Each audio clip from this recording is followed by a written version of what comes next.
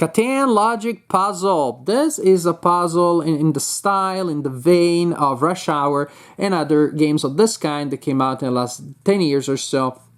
And these are games that come with a fixed set of components that can be, however, set up in different ways based on the prompts of challenge cards, and there's a number of them. These challenge cards present different levels of difficulty, and so from the same components you really have a lot of different puzzles. Here you have 39 puzzles, or is it 40? The last two were stuck together. 40 different puzzles from child to, oh my gosh, this is not easy, even as an adult. This kind of games, and this game also can be played solitaire. They can also be played by multiple players working together cooperatively to solve the challenge. The game comes in a larger cardboard box, which I already recycled, because then the box that you will use to store the game is this one. Everything fits in it, the cards, the pieces, and then what you see here, which is the board, becomes the lid. So it also makes for a nice travel set. Maybe you want to use a rubber band just to make sure when you throw it in your backpack or your kids carry it on vacation with them. So you use the lid as the board. You will want to sort out all of these pieces, and each card will tell you how to set up the situation and which pieces will be used here.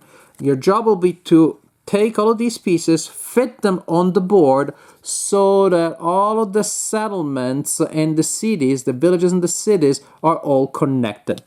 So these light pieces made in light colored plastic represent cities and villages, if it's 3 or 1 hexes. Then we had these long orange brownish pieces. They represent connections.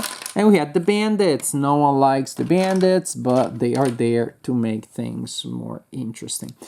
And you also have other landscape features such as the desert or the rivers. They don't do anything other than to prevent you from placing connections in certain areas.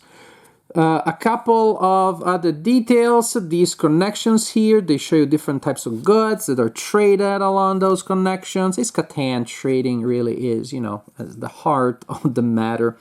And so here we're going to trade sheep and ore, for example. We don't really trade it. The point is that we are going to try to match these symbols. When you place these connections on the board, of course they have to fit. They can't hang out outside of the board because it'd be silly. They have to match the grid.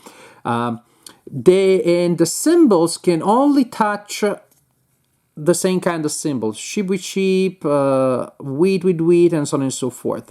So this, although sheep is touching sheep there, would not be legal because we also have some wheat that is touching a different kind of thing. They don't really like to mix things up. They want to take one thing at a time. Even so, there are a couple of possible configurations in most situations, and that is what makes the game interesting, because there are some kinds, imagine here, oh, there's only one of these pieces here that has, say, clay. So I know it'll have to go there. But even then, it could go there, or maybe there, and the orientation may change. So there are a couple of interesting things that emerge here, even when you get a good sense of where a piece can go. The bandits, regular pieces or regular symbols representing goods cannot touch bandits. For those, you need the knights. And the knights, actually, that's their reason for being around. That's all they do.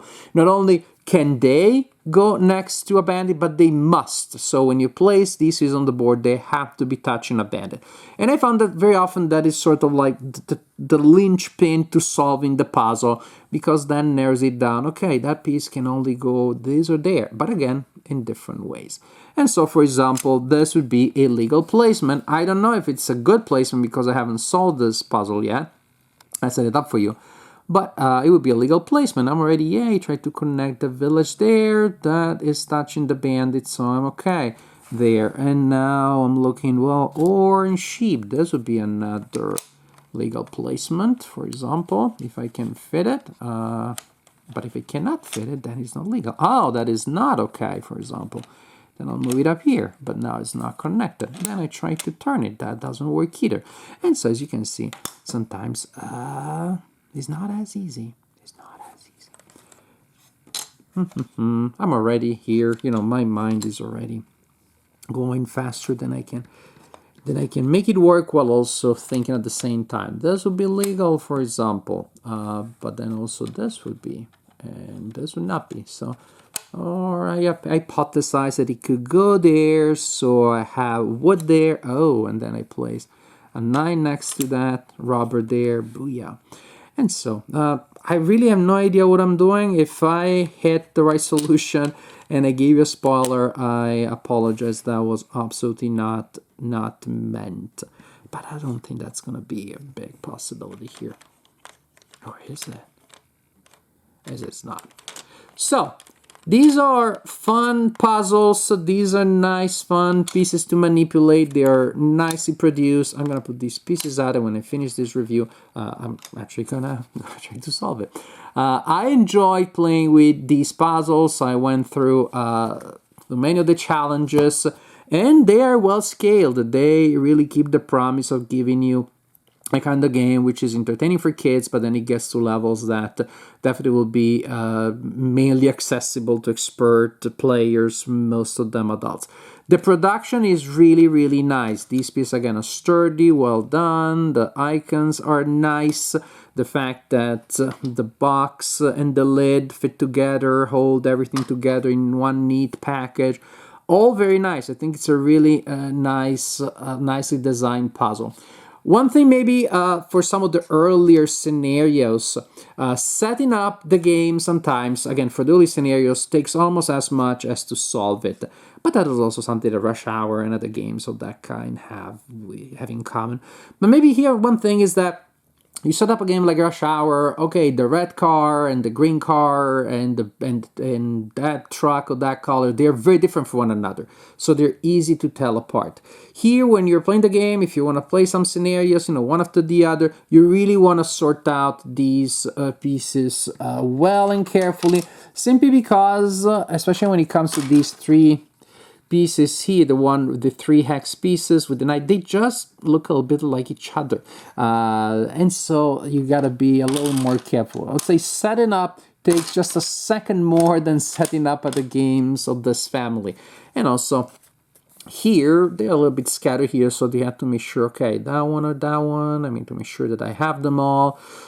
Setting up is just slightly more laborious. Well, not here, but here it's slightly more laborious. I find myself initially just grabbing the pieces and putting them in an area and then having to double check things too much. Well, I'm busy now. When I set up a game, I actually place them exact in the position and the shape and the orientation that you see them here. So I match the diagram exact. It takes, in my opinion, it takes a little bit more of that self-discipline to set it up.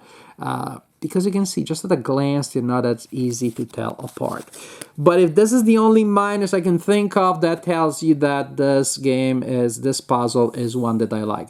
It's fun, it's engaging, it does what a light family puzzle should be doing it, which is it gets you to think. It does that in a challenging and fun way, in a world that we enjoy very much, in a fictional world that has been so successful. The components are nice, cute, and functional. So overall, I'm definitely very happy with Catan Logic Puzzle.